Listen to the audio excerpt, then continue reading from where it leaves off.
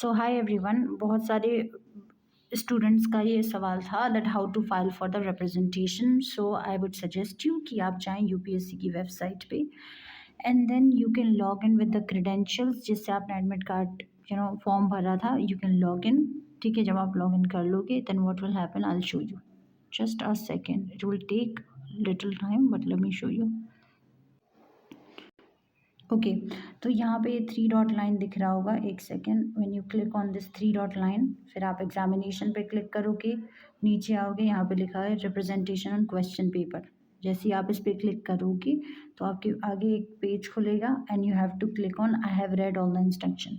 इसके बाद नीचे एक प्रोफाइल खुल के आएगी जिसमें मेरे डिटेल्स हैं, that's I am not showing you but I will show you कि किस तरीके से फाइल करना है इसके बाद। ऑलराइट, उसके बाद आपको सिलेक्ट करना है कौन सा पेपर है, ठीक है। उसके बाद सब्जेक्ट कौन सा है, GS1 है, GS2 है। Many people have problem in GS2। आपकी सीरीज़ कौन सी थी, when you select all this. फिर आपका डिस्प्यूटेड क्वेश्चन कौन सा है, लाइक 34 बोल रहे थे C। When you click on this तो यहाँ पे आपको आपका ऑप्शन क्या है, D या which one of the following. इसके बाद you have to give the justification. 1500 characters हो सकते हैं, 3 रेफरेंस देने हैं, बुक का नाम एंटर करना है, देन अपलोड करनी है वो पिक। अब मुझे समझ नहीं आ रहा है कि जैसे दीज क्वेश्चंस आर देयर जो कि CR से कॉम्प्रीहेंशन, रीडिंग कॉम्प्रीहेंशन से रिलेटेड है, उसमें सोर्स कहाँ से लाएंगे। तुम्हें भी पता है तुम्हारा कौन सा सोर्स है, मुझे ये बताओ।